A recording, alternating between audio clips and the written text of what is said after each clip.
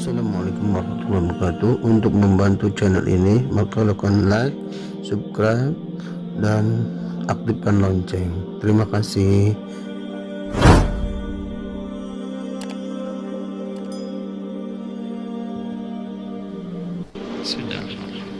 Assalamualaikum warahmatullahi wabarakatuh.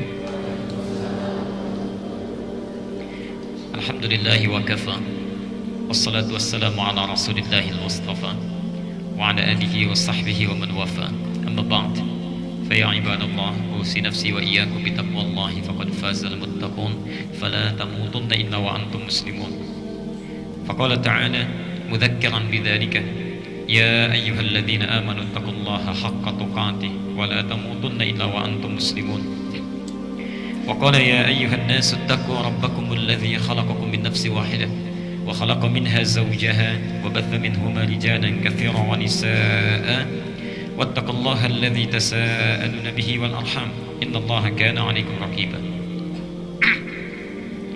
Bapak Ibu sekalian, saudara-saudariku, alhamdulillah kita kembali diberikan kesempatan oleh Allah Subhanahu wa taala untuk dapat berthalabul ilmi, berkumpul langsung di rumahnya ini untuk mendekat kepada Allah melalui mempelajari tuntunan sebagian dari agamanya. Semoga kedatangan kita hari ini dinilai oleh Allah sebagai ibadah yang diikhlaskan hanya kepadanya. Barangkali kita dihadirkan ke Ramadan tahun ini karena yang dulu-dulu belum ada yang sempurna, belum sempurna. Orang lain ada yang diwafatkan sebelum kita karena menurut Allah ibadahnya sudah cukup, tidak membutuhkan Ramadan. Ada yang sudah mendekati Allah dengan hafalan Qur'annya setelah hafal diwafatkan oleh Allah. Ada yang mendekati Allah dengan melalui meningkatkan ibadah solatnya, tahajudnya rajin, sunnahnya tidak pernah tertinggal. Setelah ditunaikan istiqamah diwafatkan oleh Allah, tidak diberi kesempatan untuk hidup lagi, tiba ajalnya supaya diambil dalam keadaan baik. Terakhir ada saudara kami, seorang ibu rajin ikut ta'lim, Masya Allah. Sebelum pulang dikasih cancer dulu oleh Allah, dikasih cancer dulu. Sekali dua kali ikut ta'lim, setelah dekat dengan Allah tidak dibiarkan pulang kecuali dalam keadaan baik, diisolasi. Sebab kalau sebelum pulang masih kumpul dengan teman-temannya, ada lisan yang masih mungkin mengucapkan ghibah, ada telinga mendengar salah, ada mata menatap yang tidak dibenarkan. Diisolasi di rumah sakit, orang melihatnya salah, persepsinya keliru. Aduh kasihannya, sakit, gak sembuh-sembuh, kena cancer, di rumah sakit lagi. Dokter sudah angkat tangan, saya diundang untuk datang. Begitu saya datang, saya katakan, Masya Allah, Bu. Mulanya menangis sedih, Ustaz. Saya di sini sebelum Ramadan datang. Saya di sini tidak bisa ikut Ramadan nanti. Salatnya bagaimana dan sebagainya. Saya bilang, Masya Allah, Ibu. Ada orang sehat gak kepikiran Ramadan. Ada orang sehat gak kepikiran sholat. Ibu dikasih sakit masih kepikiran sholat. Maka nikmatilah nikmat iman ini. Nikmati, syukuri, karena ini karunia besar. Dan berita bahagianya, ibu itu sedang diisolasi oleh Allah sekarang. Dan jangan pikirkan meninggal, karena itu bukan urusan kita. Saya ingin sampaikan sesuatu yang sangat penting, kaidah dalam agama kita. Jangan mengurusi yang bukan urusan kita. Kalau sudah urusan Allah, jangan kita pikirkan. Ini seringkali keliru kita. Kita berdoa, yang diminta dari kita cuma berdoa. Wa qala rabbukum ud'uni astajib lakum. Dan Allah berfirman, Tuhan kalian itu cukup minta kepadaku, saya jawab. Tugas kita cuma minta, jangan mikirkan bagaimana Allah menjawabnya. Kadang-kadang kekurangan kita sering dipikirkan, ya Allah kok belum dijawab juga, ya Allah sampai kapan, ya Allah, ya Allah. Itu bukan urusan kita. Urusan Allah menjawab, urusan kita cuma berdoa. Nah kadang-kadang ada yang berlebihan, sudah menyimpulkan, ya Allah ajal saya mungkin akan tiba. Belum tentu. Mungkin ajalnya 10 tahun lagi. Anda diisolasi di rumah sakit supaya semakin mendekat. Salatnya sendirian, langsung berlangsung dengan Allah. Sunnahnya bisa bangun, istighfarnya diperbanyak, gak ada orang ganggu.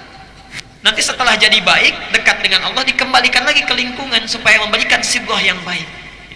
Kalau tiba ajalnya, itu tanda baik. Supaya tidak bercampur sebelum pulang. Ini saya mau ampuni, kamu khusyuk saja dekat dengan saya. Dekat dengan saya. Allah, ada banyak kesempatan istighfar, ada banyak kesempatan menangis, banyak kesempatan bangun malam. Kalau Anda sudah diisolasi tidak mau berubah juga, dengan cara apa lagi dipaksa mesti berubah. Berita baiknya ibu ini, Masya Allah, dipanggil saat Ramadan setelah diisolasi. Dan saya punya prasangka baik terhadap Allah. Insya Allah baik ini pulangnya, Insya Allah baik pulangnya ya. Nah barangkali Bapak Ibu sekalian, kita ini masih dihidupkan Karena ada sebagian dosa yang belum terampuni, amalan yang belum bertambah. Kalau Anda sudah diberikan kesempatan sampai di hari ke-11 bulan Ramadan ini belum sadar juga, hati-hati saat pulang nanti. Ya. Dan dengan cara apa lagi Allah memaksa kita untuk menjadikan diri kita lebih baik. Karena itu bertakwalah kepada Allah. Hari ini adalah hari yang khusus. Ini buat saya. Baru ini dikasih handphone saya. Insyaallah. Baik. Ya, kita kembalikan. Hari ini karena bulan Ramadan, saya akan berikan edisi spesial untuk membahas persoalan-persoalan seputar Ramadan. Ya. Kita nanti akan bahas beberapa persoalan, mudah-mudahan bisa dibagi dua, nanti kita ada diskusi selebihnya. Ya. Saya akan buka dengan 3 masalah dulu yang sering muncul. Ini aneh sebetulnya di kita ini. Tiap tahun kok selalu muncul, kenapa sih nggak pernah selesai? Ya. Tiap tahun yang dibahas itu saja. Padahal selesaikan tahun ini, tahun besok gak usah dibahas lagi. Cukup tahu, selesai ilmunya, tinggal diamalkan. Ya. Karena tahun sekarang muncul-muncul lagi, maka saya ambil beberapa persoalan, kemudian bisa kita bahas hari ini. Mudah-mudahan tahun depan tidak dimunculkan lagi. Yang nanti kalau masih ada waktunya, kemudian belum dibahas saat ini, nanti boleh kita diskusikan. Ya. Boleh dengan tulisan dikumpulkan di depan, atau nanti bisa secara lisan disampaikan. Ada 3 masalah yang kita bahas hari ini. Ya. Yang pertama nanti persoalan seputar tarawih. Ya. Di situ ada 5 poin yang kita bahas. Waktu tarawihnya kapan? Apakah nanti ba'da isya, ya, ataukah di pertengahan malam? Ya. Karena ada sementara orang berbeda pendapat. Ada yang keluar tengah malam, beberapa kelompok kemudian sholat, datang ke masjid. Ya. Ada yang setelah isya langsung sholat. Ini yang paling afdal, diantaranya yang mana? Kita bisa selesaikan. Poin kedua nanti jumlah rakaatnya. Ada yang 11, ada yang 23. Ya. Sampai-sampai yang uniknya, mohon maaf, ya, ada sering muncul persoalan yang cukup serius. Ada yang berselisih karena 11 dengan 23. Padahal dua-duanya nggak ke masjid gitu. Ya. Kemudian sifat sholat tarawihnya. Ya. Bagaimana satu sholat disebut dengan tarawih? Apakah yang 20 rakaat 15 menit seperti kita ramai sekarang bahas itu disebut dengan tarawih atau bukan? Ya. Allahu Akbar, Allahu Akbar, Allahu Akbar, Allahu Akbar. Nah itu masuk tarawih atau bukan? Ya. Nanti kita bahas. Ya. Kemudian yang keempat, ini klasik juga, tiap tahun sering muncul. Apakah setelah tarawih boleh sholat lagi atau tidak? Boleh tahajud lagi atau tidak? Ya. Dan yang terakhir nanti, kalau tahajud lagi, witir lagi atau tidak? Ya. Saya harapkan dibahas tahun ini, tahun depan gak boleh muncul lagi. Ya. Baik. Kemudian nanti persoalan kedua tentang sahur. Sahur. Ya. Seringkali orang sahur, tapi tidak seperti diinginkan oleh Rasulullah. Ya. Tidak sesuai dengan tuntunan Nabi. Ya sah-sah saja silahkan. Tapi kalau tidak sesuai Nabi, biasanya resikonya agak sulit. Ya, agak sulit. Yang pertama, resiko pertama mungkin amalan kurang sempurna. Yang kedua, penerimaan di sisi Allah pun nanti itu agak meragukan. Agak meragukan. Ya, baik. Kapan waktu sahurnya? Sifat sahur Nabi seperti apa? Dan yang paling persoalan nanti penting sekali tentang imsak. Ya kapan itu imsak? Apakah seperti kalender Al-Ihsan di belakang ini? Yang nanti kita bahas ya, atau jangan-jangan di kitab hadisnya bukan begitu ya, nanti kita perhatikan. Saya belum cabut, nanti disimpan saja di sini ya. Yang terakhir tentang buka ya, buka, terutama nanti persoalan tentang doa berbuka ya.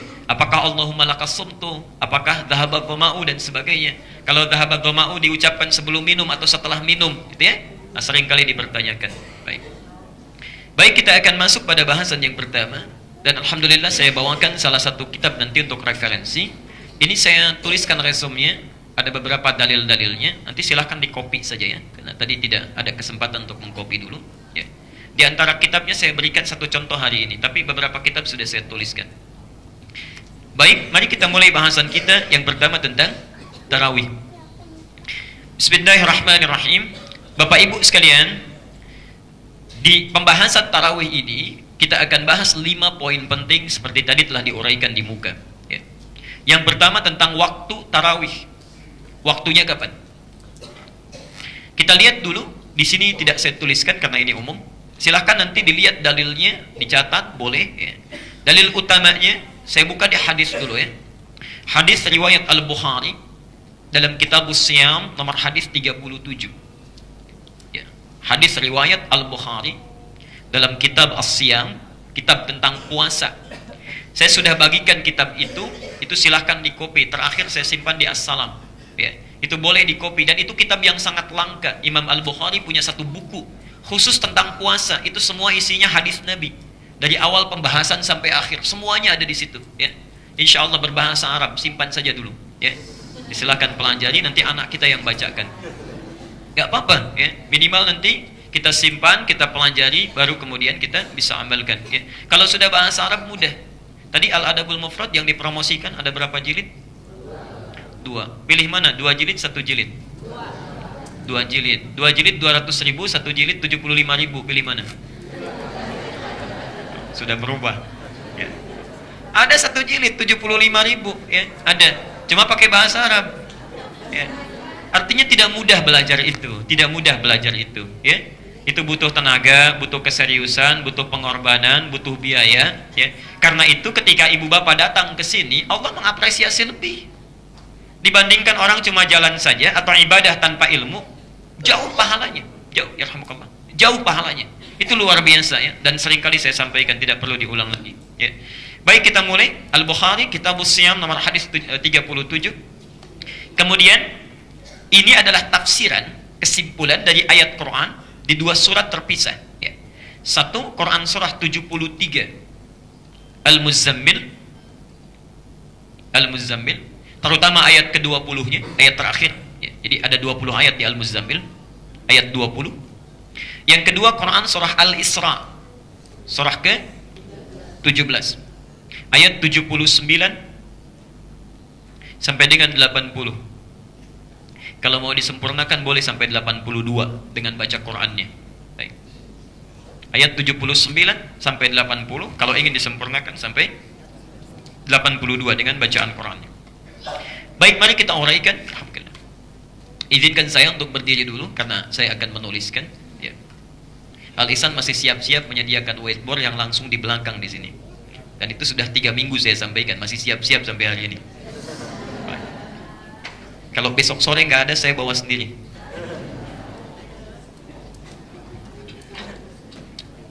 Perhatikan sini. Bismillahirrahmanirrahim. Hadisnya sahih, kita hafal insyaallah. Man qama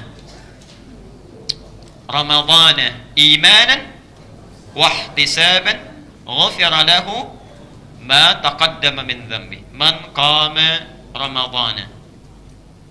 Saya mulai dari sini dulu, ya. 1, kemudian ini 2. Perhatikan kalimatnya sebentar. Man, siapapun orang Islam. Kalau ada man, saya sering sampaikan, itu ismun mausulun. Ismun mausulun yadullu 'alal 'amiyah. Isim mausul, kata konjungsi yang menunjuk pada orang tapi tanpa batas. Tanpa batas, ya. Mau besar atau kecil, tua atau muda, laki-laki atau perempuan, ya. Kalau batasan ibadah tentunya dibatasi oleh balik, ya. Balik. Tapi kenapa menunjuk menggunakan man? Ada isyarat di sini. Saking hebatnya Ramadan itu, jangankan yang balik, anak-anak kecil belum balik pun pengen ikutan tarawih. Itu diantara keutamaannya, ya. Baik. Nah. Yuk lihat sini. Man, siapapun qama Ramadhana, yang menunaikan qiyam Ramadan. Ingat, Nabi ketika menyebutkan salat yang kita sebut tarawih itu tidak pernah menyebut dengan tarawih. Rasulullah tidak pernah menyebut dengan tarawih. Nanti sahabat yang mengistilahkan dengan tarawih, ya. Rasul menyebutnya dengan qiyam Ramadan. Qiyam Ramadan. Jadi bahasa nabinya qiyam, qama, qiyam. Saya pecah dulu sebentar. Maaf sebentar, ibu di belakang kelihatan jelas? Baik, kalau kurang jelas saya akan perjelas. Jelas sekali lagi? Jelas, alhamdulillah. Perhatikan sini. Jadi salat yang ditunaikan setiap malam Ramadan itu disebut dengan apa? Qiyam. Nah, qiyam ini salat yang dilakukan pada waktu malam, ya. Itu umumnya kalau di luar Ramadan bukan saat Ramadan, memiliki 2 nama. Di qiyam itu salat yang ditunaikan di malam hari dari mulai ba'da isya sampai menjelang fajar, waktunya terbentang. Jadi salat yang ditunaikan dari mulai ba'da isya waktunya sampai menjelang fajar, panjang sekali, terbentang waktunya. Itu disebut dengan qiyam. Nah, kalau di luar Ramadan, qiyam itu punya 2 sifat. Sifat pertama, langsung ditunaikan setelah Isya tanpa diawali dengan tidur. Ya. Jadi kita tidak tidur dulu. Setelah Isya mau sholatnya jam 8, jam 9, jam 10, bahkan mungkin ada yang sedang perjalanan, tiba di rumah jam 2 malam, dia belum tidur, kemudian ingin sholat, maka ini sifat yang pertama disebut dengan qiyamul lail. Qiyamul lail. Qiyamul lail. Jadi kalau Bapak Ibu menemukan istilah qiyamul lail, itu artinya salat yang ditunaikan di malam hari ba'da isya, tapi tidak diawali dengan tidur terlebih dahulu. Jelas sampai sini? Misal contohnya di Quran surah Al-Muzammil tadi dicatat, yang ayat ke-20 itu. Inna rabbaka wa ya'lamu annaka taqumu adna min thulutsail lail wa nisfahu wa thulutsahu. Sungguh Muhammad Tuhanmu itu Maha tahu. Walaupun kau nabi, rasul, sudah cukup dijamin masuk surga, enggak ibadah sunnah pun cukup bagi engkau menghadap Allah tanpa hijab Allah. Engkau masih mau bangun malam juga, masih mau menunaikan ibadah sunnah juga. Kadang-kadang engkau bangun di bawah 2/3 malam, itu maksudnya ba'da isya. Ya. Kadang-kadang engkau bangun di pertengahan malam, kadang di ujung malam. Seorang nabi, rasul dijamin masuk surga bebas dari kesalahan, masih mau menunaikan ibadah sunnah kata Quran. Dan nanti kita akan lihat bagaimana sifat salatnya nabi itu. Masih mau bangun. Kita bukan nabi, bukan rasul, surga nggak ada jaminan, ya. Hisab masih menegangkan, amalan masih berantakan. Masya Allah. Kadang-kadang jangankan yang sunnah, yang wajib saja sebelum Ramadan sering terlambat. Sering terlambat, makanya dilatih selama sebulan, jangan terlambat lagi. Walaupun cita-cita paling elit masuk surga dengan Nabi, tak tanggung tingkat tertinggi surga Firdaus. Antrinya di mana itu ya? Ya lihat. Jadi ini qiyamul lail. Yang kedua, kadang ada situasi kita datang ke rumah capek, luar biasa, sibuk dan sebagainya, perlu istirahat. Lalu malamnya kita bangun ingin menunaikan sholat, kita bangun 1:30, kita bangun jam 3, kita bangun 3:30. Boleh nggak kalau mau sholat? Boleh. Maka sholat yang dilakukan setelah kita tidur sejenak itu disebut dengan tahajud. Tahajud. Ya. Dalilnya Quran surah ke-17 Al-Isra ayat 79 sampai dengan 80-nya itu. Kalau disempurnakan sambil baca Quran berarti sampai ayat 82. Wa minal laili, dan di antara sementara malam, silahkan bebas pilih. Min di sana litab'id, menunjuk pada sebagian untuk memilih, ya. Wa minal laili, dan di antara sementara malam, fatahajjad, silahkan tidur dulu, malamnya bangun. Alhamdulillah, ya. Tidur dulu, malamnya bangun. Jadi silahkan atur. Kalimat Qur'annya menggunakan min, maksudnya dilihat, direncanakan apakah akan bangun sebagian malam mulai 2:30, apakah 3:30, 3:30, nanti diukur. Kalau mau bangun 2:30 tidurnya jam berapa? Kalau mau bangun 2:30 tidurnya jam berapa? Saya sudah pernah terangkan ini dalam batasan sifat tahajud Nabi SAW. Silahkan dirujuk kembali rekamannya. Ya. Nah, poinnya, kalau Anda bangun kemudian menunaikan sholat, maka sholat disebut dengan apa? Tahajud. Fatahajjad bihi. Silahkan bangun, tunaikan tahajud. Jelas sampai sini? Baik. Nah, Bapak Ibu sekalian, saat Ramadan, kedua nama ini itu dipersingkat oleh Nabi, dipersingkat dengan satu kata saja, satu istilah. Qiyam Ramadan. Jelas? Di sifat salat di luar Ramadan ini, mau sebelum tidur, langsung setelah Isya, ataupun istirahat dulu, maka Rasulullah SAW memberikan satu nama yang sangat singkat. Qama Ramadana, Qiyam Ramadan. Perhatikan, kenapa Nabi tidak menyebutkan satu nama saja? Misalnya, man qama bil laili, siapa yang menunaikan Qiyamul Lail. Kalau Nabi menyebutkan Qiyamul Lail satu nama saja, itu berarti sholat malamnya harus dilakukan langsung ba'da isya tanpa diawali dengan tidur. Anda kalau sholat kemudian tidur dulu baru malamnya bangun, itu tidak termasuk ibadahnya. Kalau Nabi menyebutkan man tahajjada fi lailati Ramadan, siapa yang tahajud di malam Ramadan, artinya sholatnya harus ditunaikan setelah kita tidur dulu. Tapi Masya Allah, Rasulullah mengerti dengan wahyu yang diturunkan oleh Allah, diberikan tanabbu. Tanabbu itu gambaran berita yang akan datang. Nabi hadir 15 abad sebelum kita datang, peristiwa-peristiwa setelahnya digambarkan oleh Allah. Tanabbu, orangnya disebut dengan Nabi, berita besarnya disebut dengan Naba, peristiwanya disebut dengan tanabbu. Nah, Nabi itu mengerti. Zaman Rasulullah beda dengan zaman kita sekarang. Gak terlalu banyak pekerjaan pada masa Rasulullah, tempatnya singkat, Masya Allah, aktivitasnya di sekitaran itu saja. Karena itu Nabi melihat, ada yang bisa bangun malamnya, silahkan malam lakukan. Malam lakukan. Setelah tidur dulu, malamnya bangun. Tapi ada satu kondisi barangkali, yang para ayah pulang dari kantor, terjebak macet, baru sampai rumah jam 10 malam. Masya Allah. Mau ke masjid, masjid sudah bubar dari jam 9. Masih ada kesempatan sholat? Masih, silahkan, fleksibilitasnya terbuka. Anda boleh istirahat dulu, tidur dulu, bangun tengah malam, tunaikan sholat pada saat itu. Itulah rahasianya kenapa Rasulullah menggunakan satu kata yang singkat ini, ingin memberikan kemudahan kepada kita. Ingin Anda menunaikan ba'da isya, silahkan. Ingin tunaikan di pertengahan malam, tidur dulu, silahkan. Itu adalah kemudahan bagi kita untuk memilihnya. Jelas sampai sini? Yang salah, yang tidak salah. Baik. Kalau Anda tanya, mana yang paling afdal? Ya. Sebetulnya kalau yang paling afdal, kalau bisa melakukannya, dan itu normal, wajar sifatnya, tidak ada kesibukan yang lain, itu di pertengahan malam. Ya. Kalau tidak ada kesibukan yang lain. Tapi kalaupun ada kesibukan yang lain, maka Nabi membuka peluangnya. Ya. Apa dalilnya Ustaz? Ya. Disebutkan langsung di dalam Quran surah Al-Muzammil tadi ayat yang ke-6-nya. Inna nasyi'atal laili. Kalau kita bangun di malamnya itu, ya, hiya asyaddu wat'a wa aqwamu qila. Sentuhan ke hatinya itu lebih melekat. Bacaannya lebih terasa ke dalam jiwa. Contoh, sholat jam 8 malam dengan jam setengah 3 malam, lebih terasa mana? Setengah 3, karena setengah 3 sholat sendirian, jam 8 diimamin, panjang bacaannya. Kapan selesainya? Kapan selesainya? Misal saja ya. Tapi poinnya, karena aktivitas lebih berkurang, tidak banyak ribut-ribut, konsentrasi kita dengan Allah itu lebih tersambung. Itu sekiranya bisa, besoknya tidak ada aktivitas, bisa diatur. Itu silahkan. Tapi prinsipnya waktu terbuka. Ya. Jadi jangan lagi sekarang ada perbedaan, nabinya pertengahan malam. Tidak. Ya. Dilakukannya setelah isya. Tidak begitu, terbuka. Yang mau tengah malam silahkan, yang mau ba'da isya langsung silahkan. Sesuai dengan kadar aktivitas dan kemudahannya. Jelas sampai sini? Dalil sudah disampaikan, persoalan sudah dibahas, jadi jangan pernah muncul persoalan lagi, ya. Baik, jadi yang ba'da isya langsung boleh, ya. Kemudian yang tengah malam juga boleh. Kalau ada, ini pertanyaan kemarin, Ustaz, kalau saya terlambat datang jam 10, ya, apakah taraweh dulu atau isya dulu? Isya dulu, karena qiyam itu dilakukan setelah isya, ya.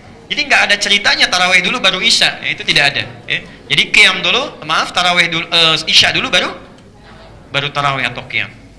Sekarang kita masuk pada jumlah rakaat tarawih. Jumlahnya. Ini butuh konsentrasi serius, ya. Jadi handphone silentkan dulu. Fokus ke sini, lihat, khawatir nanti keliru nanti ya dalam memahaminya. Ini butuh konsentrasi yang sangat serius tentang jumlah rakaat ini, ya. Karena nanti kita akan mencoba sifat sholat seperti Nabi. Ingin seperti Nabi atau mirip-mirip Nabi? Mirip. Belum apa-apa sudah putus asa itu, mirip-mirip Nabi. Kita lihat. Baik. Bismillahirrahmanirrahim. Hadis riwayat Muslim, nomor hadis 749. Dari Ibnu Umar. Baik. Saya punya teman Ahmad Muzammil, Pak. Usia 38 tahun. Ahli Quran. Hafal Quran. Menemukan metode tahsin. Masya Allah, kalau Bapak Ibu tahsin itu ya di Indonesia, itu beliau dapat pahalanya. Ya. Nggak perlu Ramadan kamu Ahmad Muzammil, sudah banyak pahalanya. Sudah hafal Quran, orang baca kamu dapat, sudah diwafatkan saja oleh Allah itu. Sebelum Ramadan hari Kamis, setelah sholat subuh jam 5, bersin 2 kali, Pak. Kemudian tidur nggak bangun lagi. Ya ayyatuhan nafsul mutmainnah. Al-Fajr ayat 27 itu. Irji'i ila rabbika radiyatan mardiyah. Hei jiwa yang tenang, sudah banyak amalannya, ayo pulang, jangan lama-lama di dunia, capek. Kita belum nyusul itu ya, insyaallah.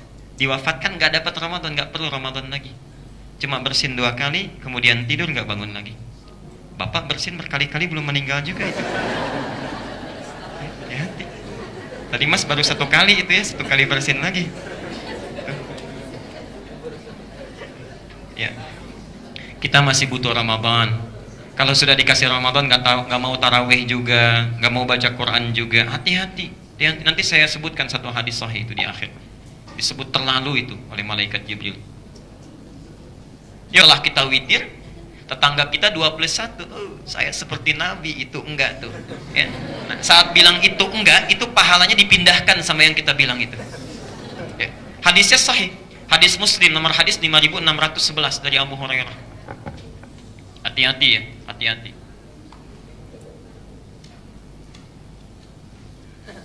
Awas. Satu kali Nabi bertanya pada para sahabat, sedang kumpul-kumpul begini, kata kesaksian Abu Hurairah. Atadrunal muflis, tahukah kalian orang yang bangkrut itu? Kata sahabat, qulna ya Rasulullah, perhatikan. Al-muflisu fina ma la dirham lahu wa la mata'. Ya Rasulullah, menurut kami orang bangkrut itu yang sudah enggak punya uang sepeser pun, tak ada aset sedikit pun. Logis ya? Uang enggak punya, aset tidak ada. Kata Nabi, perhatikan, al-muflisu min ummati. Orang bangkrut dari umatku, garis bawahi, umatku. Nabi tidak mengatakan umat Musa, umat Isa, tapi umatku. Jadi ada orang yang mengaku umatnya Rasulullah, tapi bangkrut di akhirat nanti, amalnya bangkrut. Siapa mereka? Ya'ti yaumal qiyamati bi sholatin. Datang di hari kiamat dengan pahala solat yang banyak ditunaikan. Solatnya rajin. Wasyamin, puasanya rajin. Jangankan yang fardu, yang sunnah dikerjakan. Wa zakatin, zakat tidak pernah tertinggal. Cuma sayang, perhatikan. Wa ya'ti qad syatama hadza. Cuma sayang juga dia solat tapi suka mencela orang lain. Wa qadhafa hadza, pernah nuduh orang lain. Wa akala mala hadza, mengambil harta orang lain tanpa hak yang dibenarkan. Masya Allah. Solat ke masjid, begitu keluar dari masjid, kayaknya sendal saya, padahal bukan. Datang nggak pakai sendal, pulang pakai sendal, tidak hak. Wa daraba hadza, senang berselisih. Baru mau solat sudah berselisih. Istau, ada yang belum rapat. Rapatkan tuh. Emang kenapa? Baru mau sholat itu belum dapat pahala sudah berselisih. Ya. Masya Allah. Wasafaka dama hadza, bahkan yang puncaknya ada yang menumpahkan darah dan menyebutkan nama Allah di situ. Allahu Akbar, tembak orang. Allahu Akbar, bunuh orang. Allah tanpa dibenarkan, Perhatikan, yang seperti ini tu'khadhu hadza min hasanatihi wa hadza min hasanatihi. Kalau ada orang berbuat satu kebaikan lalu berbuat kejelekan, maka kebaikannya akan diberikan kepada orang yang dizalimi itu. Ibu bapak tarawih, begitu keluar dari sini, ada orang yang lewat misalnya, kita celah. Kamu usia sudah dewasa, nggak tarawih juga, apa nggak malu sama Allah? Masya Allah. Dihabisi ini tuh, satu paragraf. Dah, orang itu belum sholat. Saat kita selesai sholat, itu pahala kita langsung diberikan pada orang tadi. Padahal orang itu belum sholat. Ternyata diketahui sholatnya nanti malam, tuh belum sholat aja udah dapat pahala. Masya Allah, hati-hati tuh, hati-hati. Saya hari Ahad lalu itu satu sesi dengan Agim itu. Jadi beliau menyampaikan pengalaman, satu kali saya menegur seorang bapak di masjid katanya kan. Orang baca mushaf pegang, beliau cuma begini saja. Ya. Ditegur oleh Agim ini, Pak atau Cing katanya sudah sepuh, ya baca-baca Quran, ya dipegang atau mushaf demikian. Dijawab oleh beliau, punten, katanya, Dabi menuju murojaah. Saya lagi murojaah. Murojaah itu artinya Qurannya sudah hafal, lagi diulang-ulang. Dari situ saya kapok, nggak nagur lagi katanya. Hati-hati itu. Ya, mohon maaf Agim ya kalau lihat tayangan ini, kita bersahabat, mohon izin. Lihat sini. Perhatikan. Jadi hati-hati ya. Setelah kita tunaikan ini dengan baik, mau sifatnya 3, ya, mau sifatnya 1 itu silahkan. Tapi yang paling kuat kalau 3 tunaikan langsung tanpa jeda atau pembagian di situ. Selesai sampai. Jadi aneh. Kalau yang 11 rakaat selesainya jam 8:30, ya. Yang 20 rakaat jam 8 sudah selesai. Itu aneh namanya. Ya, aneh. Tapi lebih aneh lagi, sudah sedikit pengen cepet.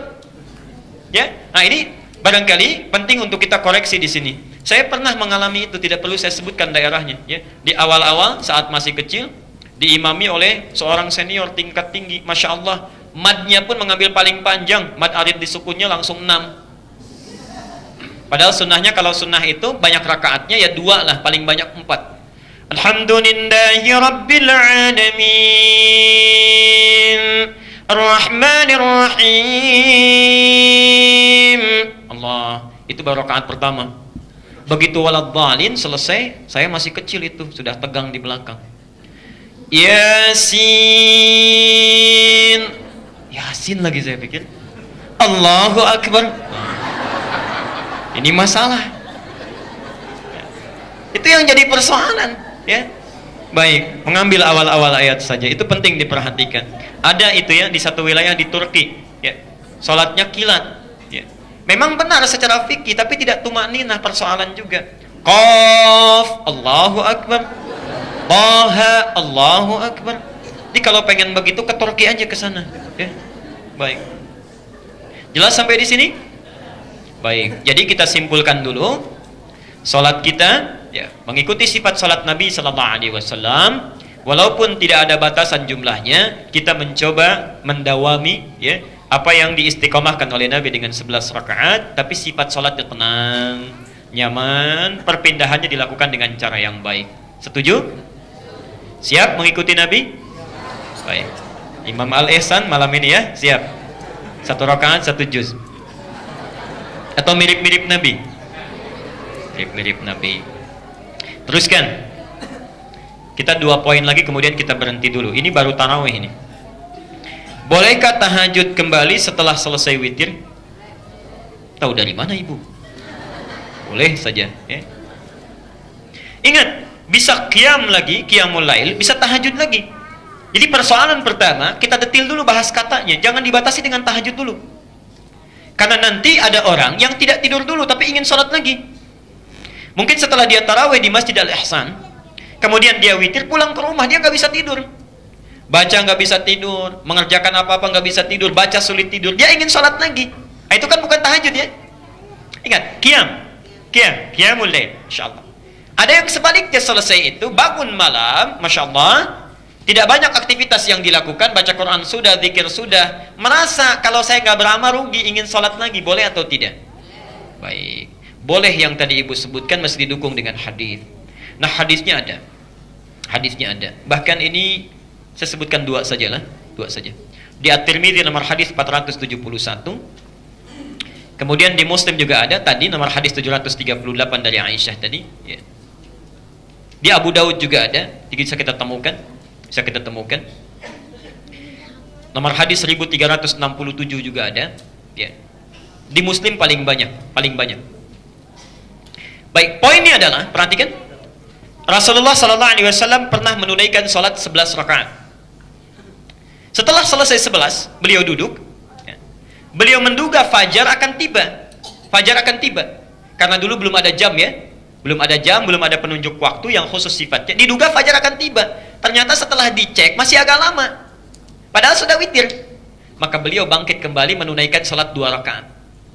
Setelah selesai 2 rakaat itulah kemudian ya, lalu beliau duduk, baru fajar datang. Bilal mengumandangkan adzan ya, tanpa ditutup kembali dengan witir. Nah, kata para ulama hadis, ini menunjukkan poin kepada kita bahwa orang yang sudah menunaikan salat tarawihnya, kemudian ditutup dengan witir, ada keadaan tertentu dia ingin menambah salatnya lagi, baik itu qiyamul lail seperti tadi ataupun tahajud diseling dengan tidur, itu ada kebolehannya berdasarkan hadis tadi ya. Tapi yang dimaksudkan lewat hadis ini, kenapa Nabi tidak mencontohkan? Perhatikan, ini pun sifat yang kedua. Bisa saja Nabi mencontohkan kan? Beliau tarawih tutup dengan witir ya, kemudian menyengaja bangun, dilakukan tiap malam. Kenapa tidak mencontohkan itu? Perhatikan, ini menjadi pertanda kepada kita bahwa amalan yang dilakukan ini bukan hal yang sangat diutamakan atau ditekankan ya. Pertama, karena tarawih itu sebetulnya latihan qiyamul lail dan tahajud yang diawalkan ya. Yang kedua, supaya tidak menambah beban. Kalau Nabi contohkan, kapan kita istirahatnya, kapan kita sahurnya, kapan siap-siap untuk besoknya. Karena itu ulama menyimpulkan keadaan ini kondisional saja. Kalau ada orang bangun malam harinya, tiba-tiba sulit melakukan kegiatan, maka silahkan boleh dia sholat. Tapi kalau menyengaja untuk melakukannya, memang tidak ada larangan, tapi khawatir memberatkan. Jadi kalaupun mau direncanakan, dilihat waktunya yang dipandang tidak memberatkan kita untuk melakukan amalan itu. Nabi tidak suka kalau banyak-banyak beramal, capek tidak dilakukan lagi ya. Kata Rasulullah, sedikit istiqamah itu lebih bagus dibandingkan banyak tapi berhenti ya. Jelas sampai sini? Dan masalah terakhir, setelah kita sholat lagi, tadi witir, sholat lagi, witir lagi tidak? Nah, kita lihat dulu hadisnya. Baik. Dalam hadis tadi, Nabi kan menunaikan langsung ya. Setelah witir, bangun lagi 2 rakaat, ya kan? Kemudian tidak witir lagi. Dan didukung oleh hadis riwayat Abu Daud nomor hadis 1439. Perhatikan. Abu Daud nomor hadis 1439 ya. Dan ini persoalan. disebutkan dalam hadis itu la witrani fi lailah, tidak ada dua witir dalam satu malam. Ya, tidak ada dua witir dalam satu malam. Nah, pendapat ulama yang pertama menyampaikan bahwa karena ada hadis ini dan praktek yang dilakukan oleh Nabi, maka disimpulkan kalau ingin nambah lagi malamnya tidak perlu witir lagi. Ya, tidak perlu witir lagi. Misal di Al-Ihsan sudah sholat witir dengan imam karena dapat pahala semalam suntuk. Sayang kalau ditinggalkan, kan? Kita sholat witir dengan imam, kemudian kita pulang sholat malamnya lagi, misalnya, itu boleh kita tidak witir lagi. Ya. Ada pendapat yang kedua, ini pun pendapat yang bagus. Ini menunggangi hadis riwayat Muslim dari Ibnu Umar yang tadi nomor hadis 749. Ya. Salatul laili matna matna, fa idza khasya ahadakumul fajra falyutir rak'atan wahidah. Falyutir, maka witirlah satu rakaat. Kata Nabi, salat malam itu bagaimanapun sifatnya tunaikan dua-dua minimal. Kalau khawatir datang fajar, maka segera witir satu rakaat. Ya. Di hadis lain ada yang menyampaikan, ij'alu akhir salatikum bil laili witran. Jadikan salat kalian yang di akhir malam itu penutupnya adalah witir. Penutupnya adalah witir. Bagaimana ini ada dua hadis? Seperti bertabrakan. Yang satu bilang enggak witir, tidak ada witir, dua witir di satu malam. Yang satu meminta kita witir kalau salat malam. Nah, maka kaidahnya dalam ilmu hadis itu disebut dengan al-jam'u wat taufiq. Al-jam'u itu mengumpulkan hadis-hadis tersebut, diteliti, wat taufiq, lalu dilihat ini arahnya kemana, kesimpulan hukumnya. Jadi kalau Anda misalnya melihat satu hadis ya, untuk satu peristiwa, maka itu maknanya satu. Tapi kalau dalam satu peristiwa ada banyak hadis, jangan coba-coba menyimpulkan hukum dengan satu hadis saja. Baca bismillahirrahmanirrahim, itu ada 70 hadis itu. Baik yang disirkan, dijaharkan, tidak dibaca sama sekali. Rakaat pertama dibaca, selanjutnya tidak. Itu ada 70 hadis. Jadi kalau Anda baca satu hadis saja, itu bisa salah menyimpulkannya. Ya.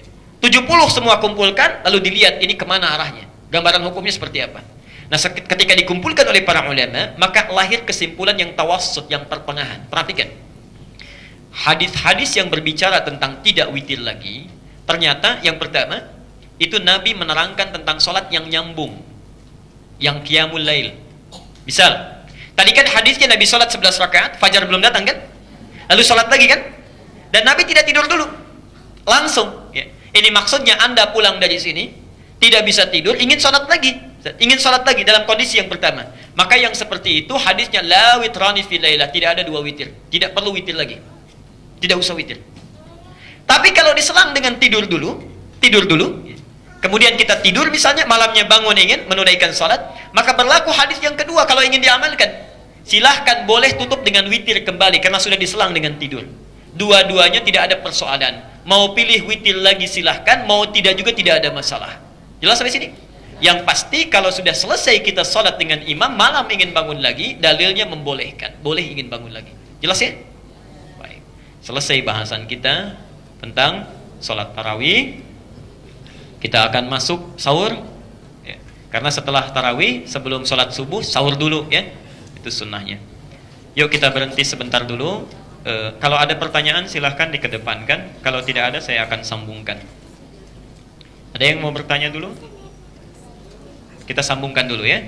Baik, sambungkan dulu. Bersabar sebentar, kalau yang ngantuk boleh wudu ya. Sahur. Catat dalilnya.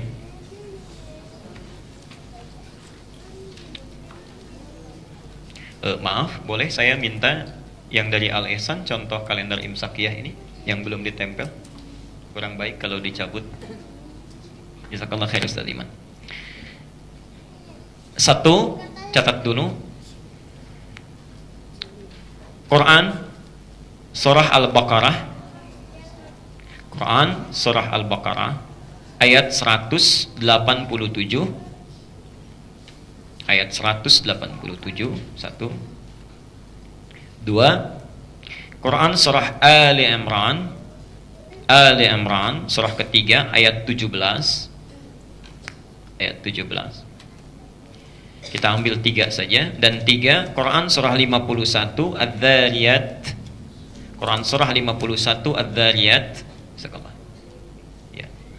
Ayat 18. Ayat 18. Sudah? Sekarang hadisnya. Kita ambil satu saja. Alhamdulillah. Hadis riwayat Al-Bukhari Nomor hadis 1923. 1923. Itu saja dulu ya. Baik.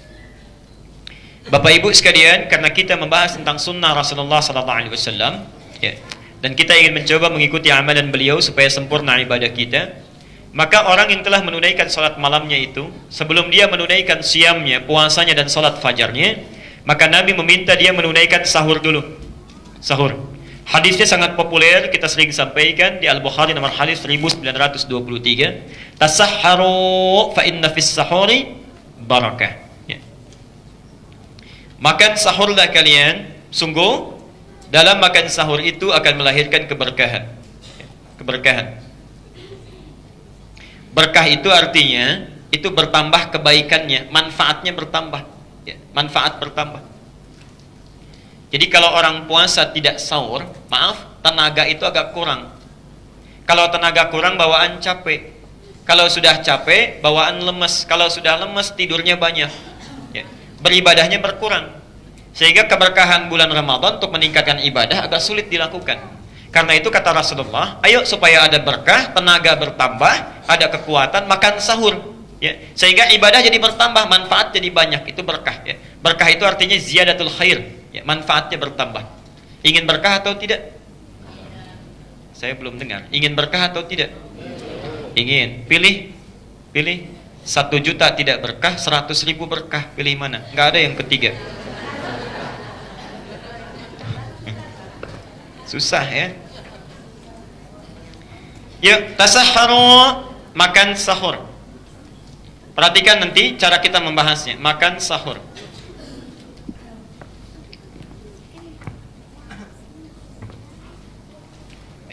Ada spidol warna hitam barangkali supaya lebih jelas. Ada, sudah. Tasahharu, makan sahur. Saya tulis sahur begini. Sekolah. Baik, kasih banyak. Bapak dan Ibu, kata sahur itu asal katanya, akar katanya terambil dari kata sahar. Saharun, sahar. Saya turunkan ke bawah. Sahar, saharun. Jamak dari sahar itu ashar, asharun. Boleh pakai alif lam, al-ashar boleh. Saya ulang. Sahur asal katanya dari kata saharun. Jamaknya asharun. Baik. Apa itu sahar? Hati-hati karena ada orang sahur tapi nggak berkah. Ya. Sahar itu adalah waktu singkat menjelang fajar. Waktu singkat menjelang fajar. Ukurannya berapa? Ya. Kurang lebih sekitar 50 ayat Quran dibaca dengan tartil. Sekitar 25 sampai 30 menit lah. Ya. 25 sampai 30 menit. Kurang lebih. Sahar. Nah, aktivitas yang dilakukan di waktu sahar ini, aktivitasnya mau Bapak Ibu ngobrol, mau makan, ya, mau membaca dan sebagainya, aktivitasnya disebut dengan sahur. Jelas? Sahur. Nah, Rasulullah SAW ketika menyampaikan kepada kita tasahharu, makan sahurlah kalian, demikian biasa diterjemahkan. Sebetulnya bukan sekedar menerjemahkan makan sahur. Maksudnya, kalau mau puasa, makannya lakukan di waktu sahar. Perhatikan cara menerjemahkannya. Tasahharu, makanlah kalian di waktu sahar itu. Dipersingkat jadi makan sahur. Ini menunjuk pesan kepada kita, kalau kita ingin melakukan makan sahur, maka waktunya sunnah nabinya, jangan terlalu awal. Lakukan saat-saat menjelang fajar itu. Ya. 25, 30 menit, bolehlah 40 menit misalnya sebelum fajar datang. 30 menit. Jadi kalau misalnya subuhnya 4.30, jam berapa sahurnya? Jam 4. Ini yang sunnahnya.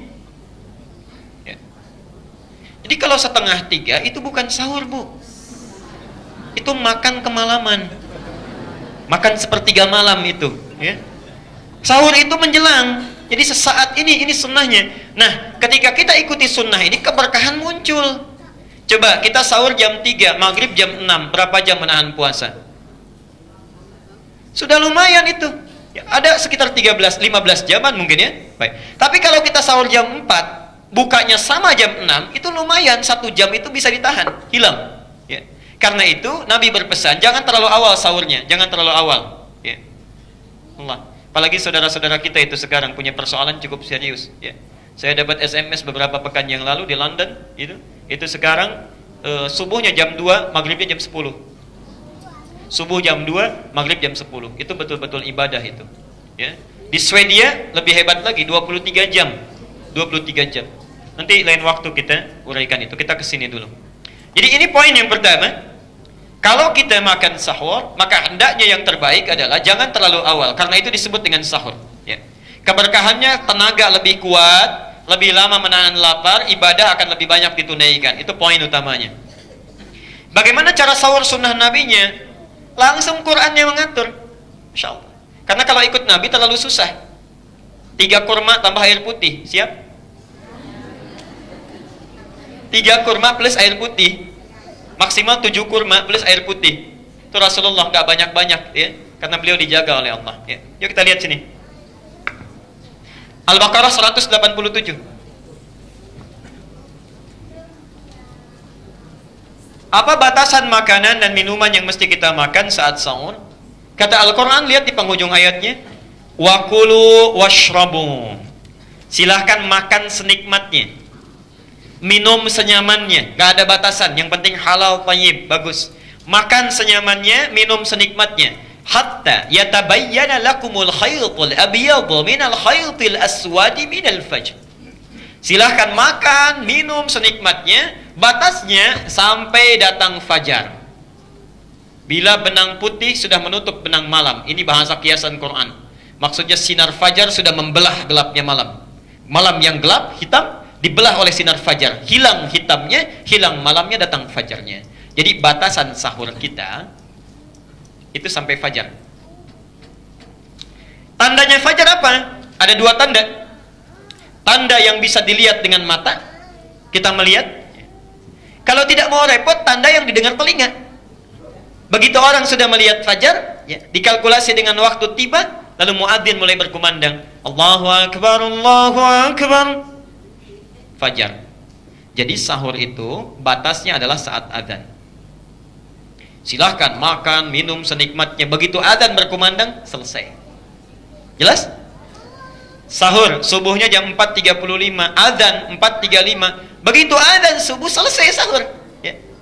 Jadi kita tepis di sini satu pernyataan, kalau masih adzan itu masih boleh makan.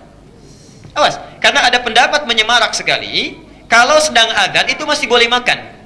Itu kurang tepat. Karena Qurannya sendiri bilang, perhatikan, sampai datang fajar. Jadi kalau fajar sudah tiba, makan mesti berhenti. Jadi ukurannya bukan saat adzan berkumandang masih boleh makan. Maksudnya adzan selesai baru selesai, bukan itu. Saat pertama fajar disampaikan Allahu Akbar, berhenti makan, berhenti minum. Kalau ukurannya adzan nanti tidak jelas. Alhamdulillah Al-Ihsan masih adzan, makan. Begitu Al-Ihsan selesai, Al-Azhar masih adzan. Belum selesai. Al-Azhar selesai, As-Salam masih adzan. Kapan selesai sahurnya? Allah, itu. Awas.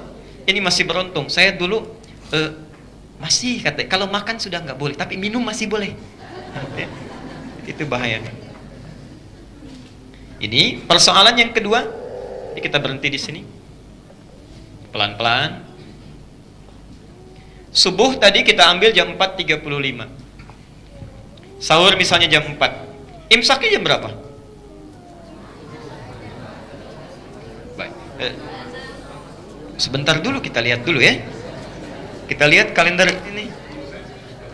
Subuh 4.38, imsak 4.28. Sekarang misal subuh 4.38, imsaknya 4. Ini keumuman dulu, keumuman yang ada di masyarakat kita. Ini kan kopi dari internet tuh ya, diambil kemudian dicetak, dilihatkan kepada kita.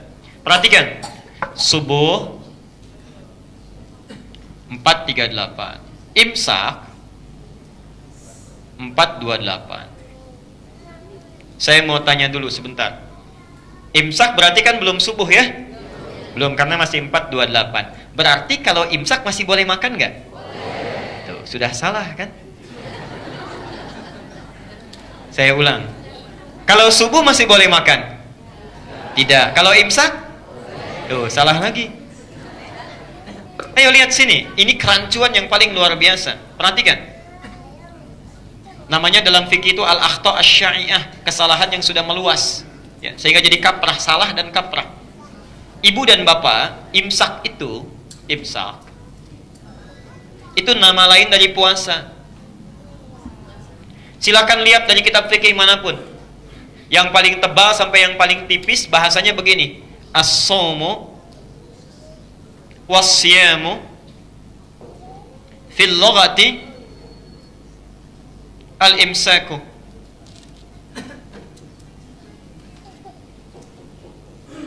As-shaum itu dan siam itu, saum dan siam artinya sama, puasa ya. Saum terulang 1 kali di Quran. Di Quran surah Maryam 19 ayat 26. Quran surah 19 ayat 26. Sedangkan siam terulang 9 kali di Quran. Ini secara bahasa, saum dan siam itu fil lughati secara bahasa artinya sama, yaitu al-imsak, menahan puasa. Ya. Jadi imsak itu nama lain dari puasa, punya 3 nama, bisa disebut siam, bisa saum, bisa imsak. Karena itu kalau sudah imsak itu artinya sudah puasa. Sudah puasa. Imsak itu artinya puasa. Jadi kalau disebutkan imsak, artinya sudah nggak boleh makan, nggak boleh minum. Nah, di mana letak kesalahannya? Letak kesalahannya menempatkan istilah imsak bukan pada tempatnya. Seharusnya imsak itu waktunya sama dengan adzan subuh. Ini awalnya.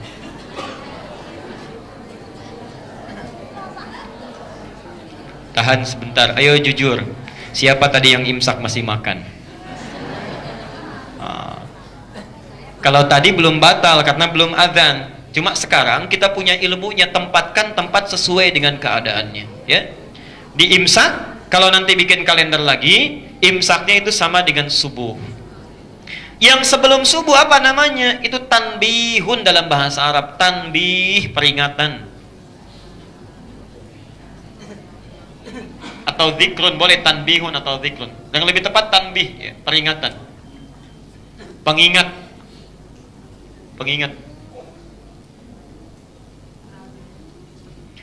Ada orang makan sedang enak-enaknya, tiba-tiba adzan, Allahu Akbar, ditumpahkan, kaget. Ya, luar biasa. Minum nggak jadi. Supaya tidak kejadian lagi diingatkan sejak zaman Nabi. Karena itu khusus Ramadan itu nanti yang adzan 2 orang. Adzan pertamanya itu Bilal. Ya, Bilal diminta adzan. Kalau Bilal sudah adzan, maka nanti perhatikan, Abdullah bin Mas'ud akan diminta baca 50 ayat Quran. Kalau Abdullah bin Mas'ud sudah baca 50 ayat Quran, Bilal sudah adzan, orang-orang tahu, oh ini waktunya sebentar lagi akan fajar. Tanbihun, peringatan. Percepat makannya, sebentar lagi fajar tiba. Kalau selesai Abdullah bin Mas'ud baca ayat Quran, lalu kemudian Abdullah bin Abi Umi Maktum adzan. Allahu Akbar, imsak, berhenti, tahan. Sekarang waktunya puasa. Jelas sampai di sini? Saya tidak tahu entah dari mana nyampe ke kita jadi imsak sebelum subuh. Dan yang paling aneh, ya, imsak itu kan sebetulnya jadwal imsakiyah ya. Imsak tadi apa artinya? Puasa. Jadi jadwal imsakiyah itu jadwal puasa. Yang paling aneh, atasnya jadwal imsakiyah, bawahnya jadwal sholat. Subuh jam sekian, duhur jam sekian, itu kan jadwal sholat, bukan jadwal puasa. Kalau jadwal puasa, sahur jam sekian, sunnah nabinya ini. Kemudian puasa jam sekian, sunnah nabinya ini, amalannya itu jadwal imsakiyah. Jadi kalau yang ditulis di kalender-kalender umumnya, itu jadwal sholat, ya, bukan jadwal imsak. Jelas sampai sini? Nah, sekarang kita punya waktu 30 menit, belum selesai sebentar.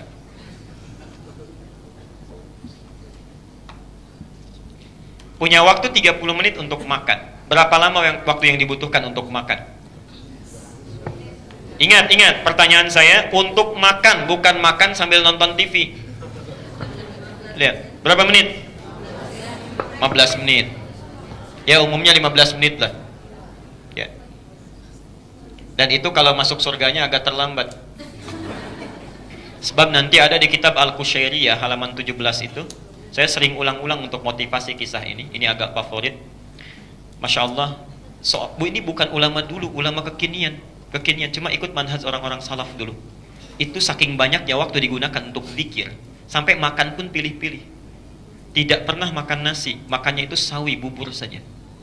Ditanya oleh temannya, ya Syekh, lima lam ta'kulul urs. Syekh, kenapa sih anda gak pernah makan nasi? Perhatikan jawabannya. Laqad hasibtu.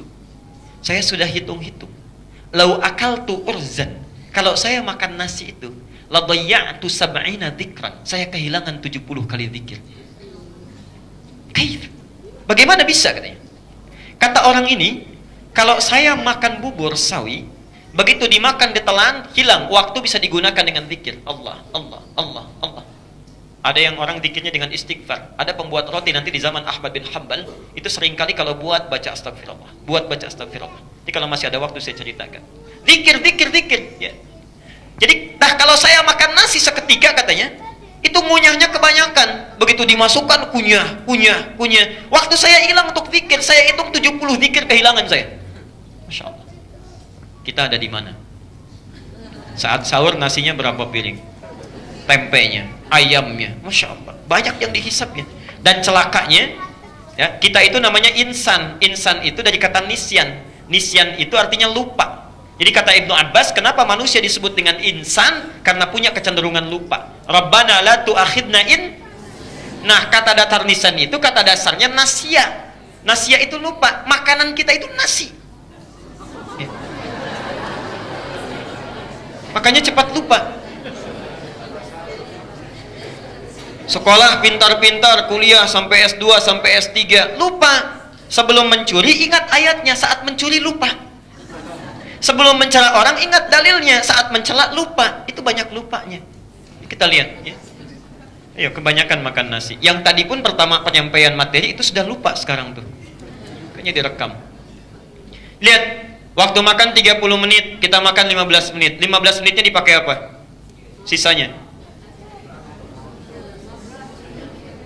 Was. Kalau yang tertawa sudah tidak perlu dilukiskan, pasti tidur nunggu fajar. Perhatikan, ternyata sunnahnya langsung dari Quran. Ini waktu sangat hebat, luar biasa. Jangan pernah disia-siakan. Waktu sangat hebat, luar biasa. Bahkan hadis qudsinya ada, pernah kita bahas. Kata Quran, coba gunakan sebagian waktunya, jangan sibuk dengan makan. Ditafsir kembali di Quran, sibukkan dengan istighfar. Wal mustaghfirina bil ashar. Ya, ashar. Di Ali Imran ayat 17 itu ada hamba-hamba Allah yang sibuk istighfar di waktu sahar. Dirinci lagi di Quran surah 51 ayat 18 itu. Wabil ashari hum mereka. Dan pada waktu sahar itu mereka yastaghfirun, saling mengoreksi diri. Allah, ini indah sekali amalannya, ya Allah. Mudah-mudahan kita digerakkan hatinya untuk melakukan ini. Tidak cukup dengan amin, malam praktekkan. Lihat sini, perhatikan.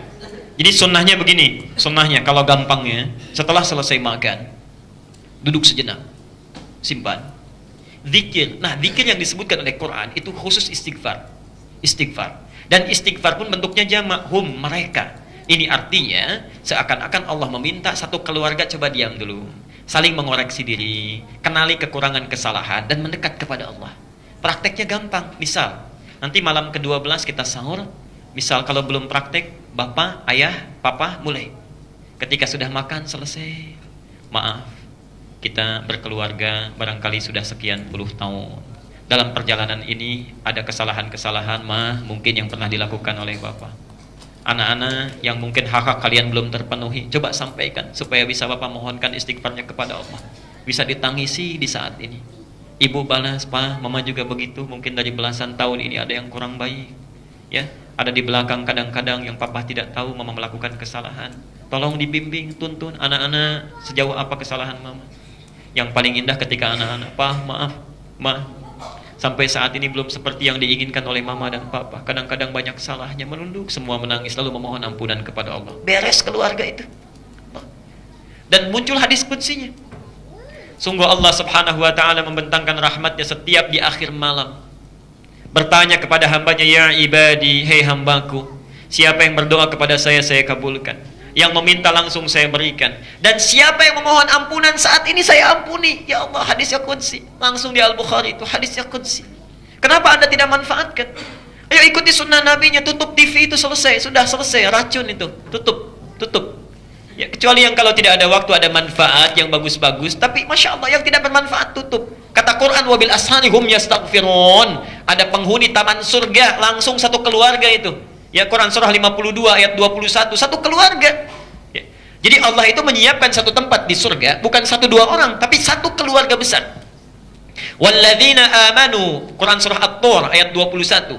Dan orang-orang yang beriman itu, para ayah ibu yang beriman, wattaba'athum dzurriyyatuhum biimanin, diikuti oleh anak cucunya keturunannya sampai habis semuanya beriman. Allah, alhaqna bihim dzurriyyatahum, kami akan kumpulkan mereka di satu tempat di surga.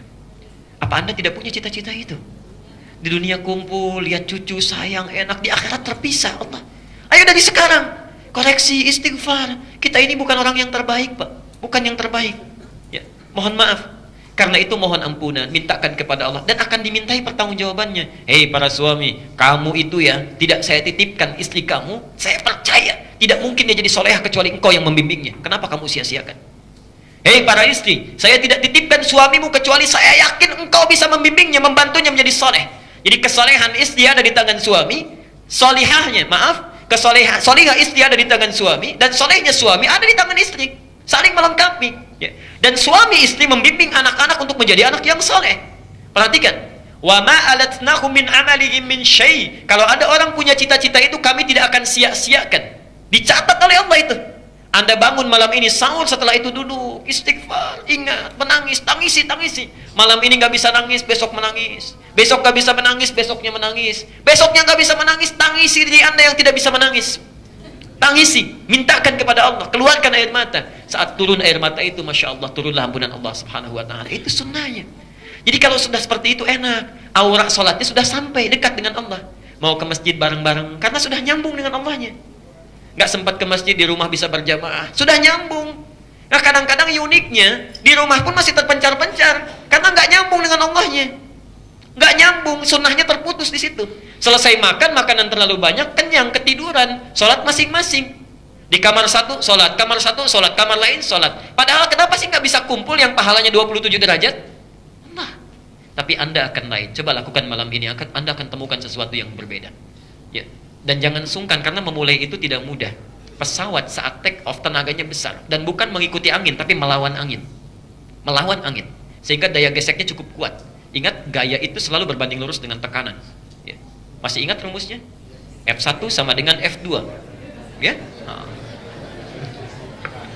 Gaya gerak sama dengan gaya dorong. Jadi begitu Anda menggerakkan iman sekuat-kuatnya, Allah akan turunkan, F2-nya turun dari Allah.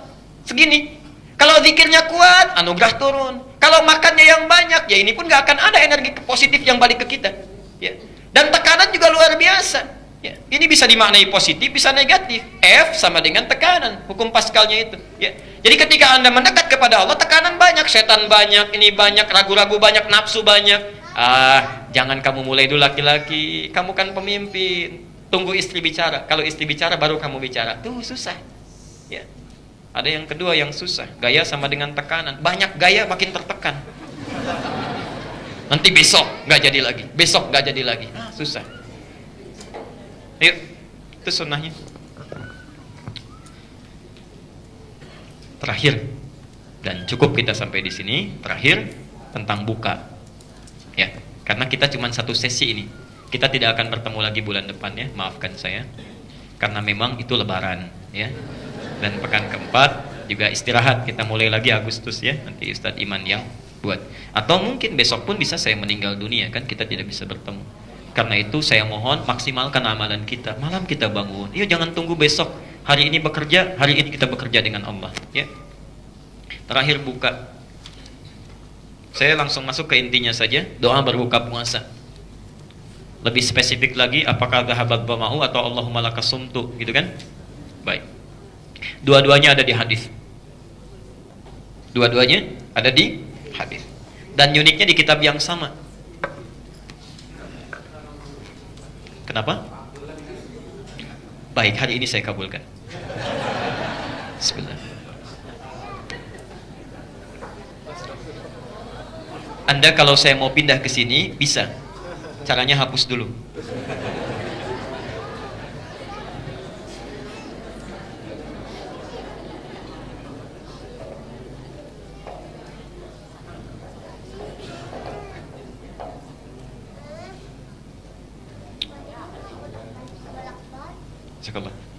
Perhatikan, ibu dan bapak sekalian, saudara-saudariku, hadis tentang dhahabat dhama dengan Allahumma lakas sumtu itu ada di satu kitab yang sama.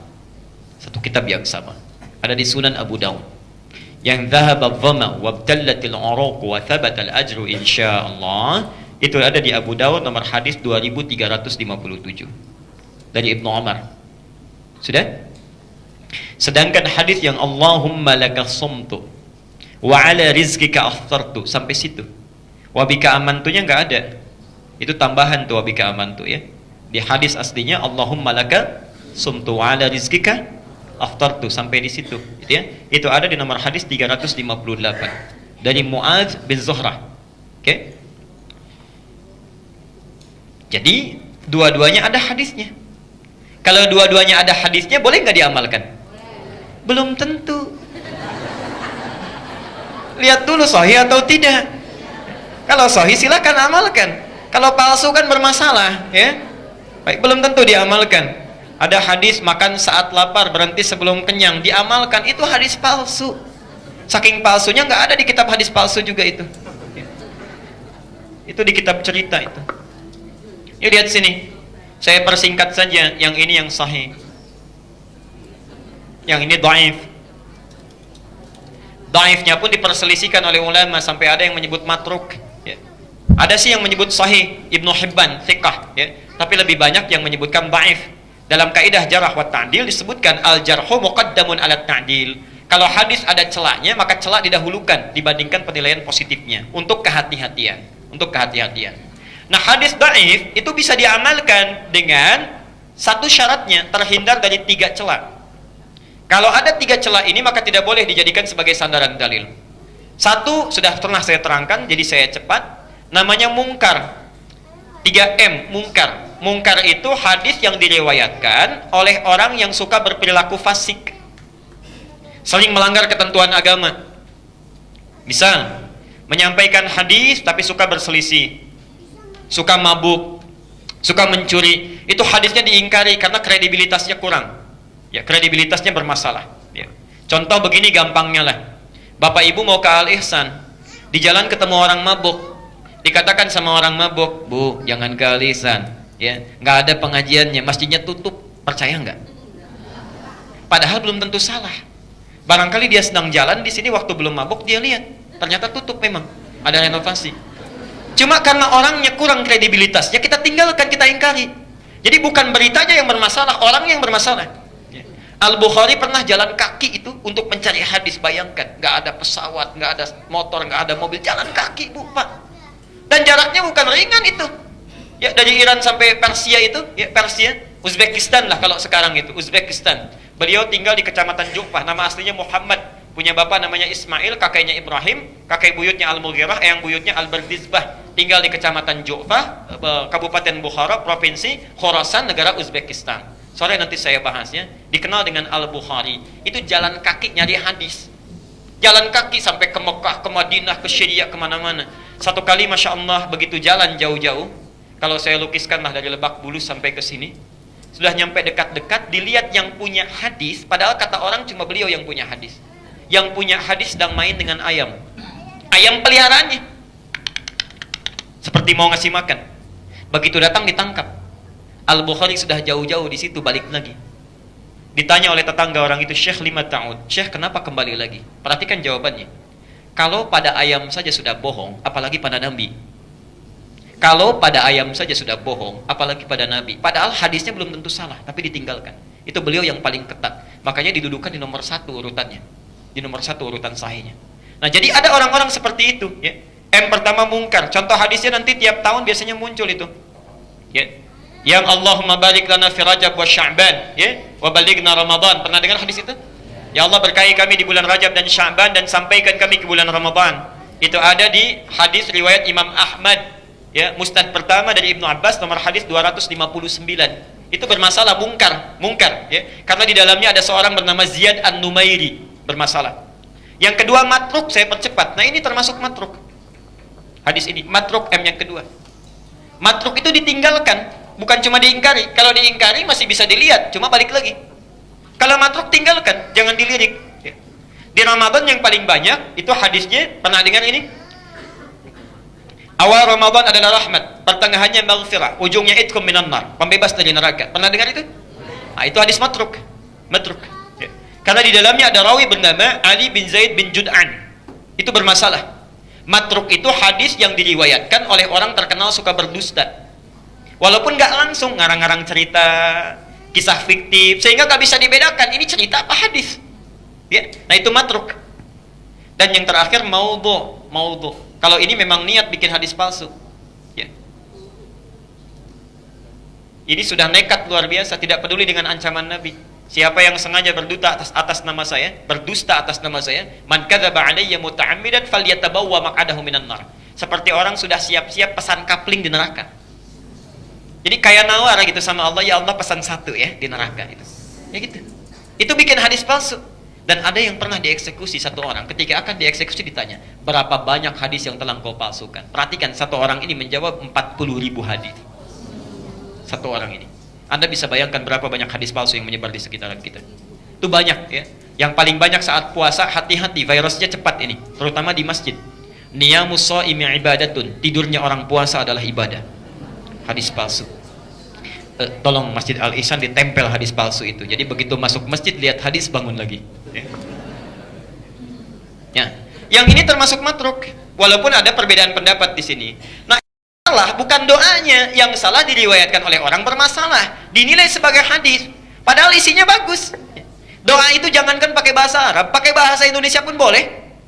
Boleh nggak saya bilang begini? Ya Allah, terima kasih Engkau kuatkan saya untuk puasa sampai dengan sore ini. Sampai saya berbuka. Mohon ya Allah terima puasa saya. Jadikan amal saya diterima. Jangan sia-siakan usaha yang telah saya lakukan. Boleh nggak? Boleh. Ya. Yang ini karena orang Arab pakai bahasa Arab. Cuma salahnya mengatakan ini hadis dari Nabi. Itu persoalannya. Ya. Jadi kalimatnya bagus. Cuma salahnya hadis dari Nabi. Nah, ketentuan yang kedua, kalau Nabi sudah mengajarkan doa, maka tidak perlu capek kita merangkai kata. Karena doa dari Nabi itu yang paling bagus. Ingat, Nabi lebih tahu kebutuhan kita, lebih paham tentang isi agama kita. Karena itu kalau Nabi sudah mengajarkan, yang paling bagus pilih yang dari Nabi. Sekarang catat dalilnya. Dalil tambahan. Nah, Anda baca dhahabadh dhama'u sesuai sunnah, tapi tidak memahami isinya, tidak dapat keberkahannya. Nah, sekarang persoalan utamanya, ketika kita membaca doa ini, dhahabadh dhama'u wabtalatil 'uruq wa thabatal ajru insyaallah, kita akan pahami dengan hadis-hadis Nabi yang lain. Catat At-Tirmidzi nomor hadis 2249. Hadis yang keduanya. 2249. Ditafsir oleh hadis ini. Perhatikan. Dhahaba dhama'u, atau saya lengkapilah sanadnya. An Ibnu Umar radhiyallahu anhuma. Hadis ini diriwayatkan oleh Ibnu Umar. Semoga Allah meridai kepada Ibnu Umar dan ayahnya Umar bin Khattab. Qala, beliau menyampaikan, perhatikan, kana Rasulullah sallallahu alaihi wasallam. Kalau ada kana bersambung dengan orang artinya kebiasaan. Adalah Nabi sallallahu alaihi wasallam terbiasa, punya kebiasaan. Jadi kebiasaan Nabi sunnahnya. Idza aftara, apabila beliau hendak buka, ya. Apabila beliau buka dalam puasanya, perhatikan kalimatnya. Qala, jadi kebiasaan Nabi kalau buka, beliau akan membaca dhahabadh dhama. Hilang dahaga ini. Wabtallatil 'uruq, dan akan basah tenggorokan. Perhatikan. Ujungnya, wa thabatal ajru. Ini rahasianya. Perhatikan. Hari ini saya sampaikan pada Bapak Ibu saja, ini rahasianya. Wa thabatal ajru insyaallah. Allahumma shalli ala Muhammad. Perhatikan. Dan ditetapkan hari ini, ditetapkan saat ini, ya, janji pahala yang diberikan oleh Allah. Dan ditetapkan saat ini janji pahala yang diberikan oleh Allah, insya Allah dengan seizin Allah. Rahasianya ada dalam kalimat al-ajru ini. Al-ajru itu secara bahasa itu memiliki dua arti. Yang pertama, pemberian langsung. Pemberian langsung, biasanya kompensasi dari suatu jasa. Anda naik taksi misalnya, kalau di Timur Tengah itu ada tulisan di atasnya ujrah, dari kata ajrun. Maksudnya begitu turun langsung bayar. Kompensasi jasa, lihat argonya berapa langsung bayar. Nggak bisa ngutang, itu ajrun. Ya. Jadi sesuatu yang diberikan secara langsung. Yang kedua, Allah. Sesuatu yang ditunda untuk dilipat gandakan. Misal, gajian ada harian tapi dibayarnya nanti, ya, setelah akhir bulan. Begitu pertama dicatat kerja sampai jam sekian, ya, dikumpulkan. Di akhir-akhir mau gajian, bosnya lihat ini rajin sekali, bagus, saya tambah lah. Ya, itu ajrun. Ya. Karena itu ketika agama menyebutkan dengan ajrun dalam hadis ini, itu memberikan dua indikasi. Orang puasa ada yang nanti diberikan pahala puasanya di akhirat untuk dilipat gandakan. Lahum ajrun ghairu mamnun. Ya. Pahala akhirat. Tapi orang sering lupa pada yang pertama. Ada pemberian yang langsung diberikan saat dia buka. Karena itulah orang puasa disebutkan di hadis Nabi, dia akan gembira di dua keadaan itu. Farhatani, pernah dengar hadisnya? Orang puasa akan sangat gembira dalam dua keadaan. Farhatun, kebahagiaan pertama saat dia berbuka, dan yang kedua saat dia bertemu dengan Allah mendapatkan pahala puasanya. Jelas sampai di sini? Allah. Yang kedua sudah kita paham. Sekarang yang pertama, apa maksudnya ini? Jadi saat kita membaca wathabatal ajru dan tetap pahalanya sekarang, itu sebetulnya kita sedang meminta sesuatu kepada Allah untuk langsung diberikan pada saat itu. Bapak Ibu ketahuilah, doa sunnah ini sebetulnya doa pembuka, bukan doa intinya. Doa pembuka saat kita buka, doa yang memohon kepada Allah supaya mengabulkan doa-doa kita, karena Allah berjanji akan memberikan sesuatu saat itu. Nah, permintaan kita ternyata diatur di At-Tirmidzi, nomor hadis 2249. Saya bacakan langsung hadisnya. Bismillah. Dari Abu Hurairah, an Abi Hurairah radhiyallahu anhu qala. Hadis ini disampaikan oleh sahabat Abu Hurairah, semoga Allah meridai kepadanya. Perhatikan, qala, beliau menyampaikan. Qala Rasulullah sallallahu alaihi wasallam. Rasulullah sallallahu alaihi wasallam pernah menyampaikan satu ketika, thalathatun. Ada tiga golongan. Cuma tiga golongan. La turaddu da'watuhum, tidak mungkin ditolak doanya Allah. Jadi kalau berdoa dikabulkan, berdoa dikabulkan, berdoa dikabulkan. Allahumma shalli ala Muhammad. Siapa mereka? Satu, al-imamul adil. Para ayah tolong fokus. Al-imamul adil. Para pemimpin yang adil. Jangan bayangkan presiden dulu, ya, menteri, bupati. Ayo, para ayah sebagai pemimpin di rumah tangganya. Kalau antum adil, ya, antum adil itu masya Allah. Saat mengangkat tangan berdoa itu sulit bagi Allah untuk menolaknya. Tidak mungkin ditolak kalau adil. Ibu nggak usah khawatir, saya nggak akan bahas tentang An-Nisa ayat yang ketiga itu. Ini adil yang lain. Jangan jauh-jauh Pak ya, jangan jauh-jauh nih.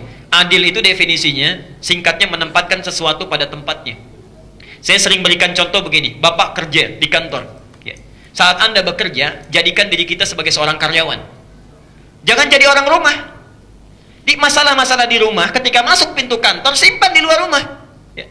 Di jangan sampai perasaan kita sebagai seorang ayah yang sedang ada masalah di rumah tangga, dibawa ke kantor, itu tidak adil.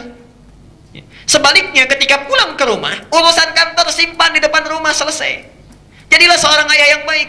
Anda boleh jadi direktur, jadi pengusaha yang hebat, itu di kantor. Sampai rumah anak kita itu tidak mengharap apapun kecuali ayah. Istri hanya mengharapkan seorang suami yang datang, bukan yang lain. Ya. Di Anda jangan bawa urusan pekerjaan ke dalam rumah, simpan di luar, itulah adil.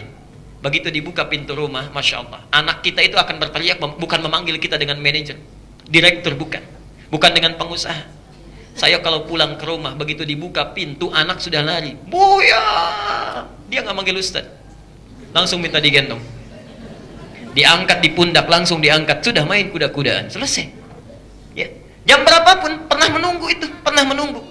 Masya Allah, menunggu sampai malam, padahal biasanya tidur jam 7, jam 8. Ini tahu saya pulang kapan, dia tidur lebih cepat siang, malamnya menunggu. Malam menunggu, bayangkan jam setengah 10 masih ditunggu. Begitu datang saya dalam suasana capek, ya main bola yuk katanya. tengah malam itu. Pernah saya janji saya datang besok insya Allah. Nah, terlambat saya datang.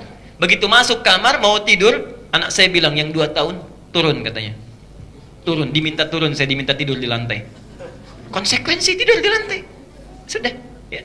Masya Allah. Jadi anak kita itu tidak mengharapkan apapun. Jadilah ayah yang baik di rumah.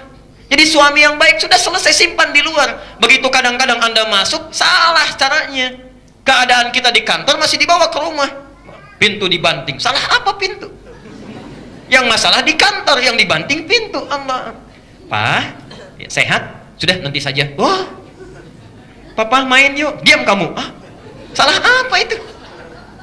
Masya Allah. Itu bukan adil namanya. Makanya masalah nggak pernah selesai. Minta nggak selesai, minta nggak selesai. Karena kita tidak menempatkan dengan baik, Pak.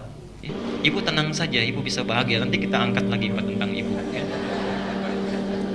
Itu adil. Jadi kalau antum mengangkat tangan, Masya Allah, anugerah turun, jawaban turun. Tempatkan sesuatu pada tempatnya. Hati-hati, hati-hati ya.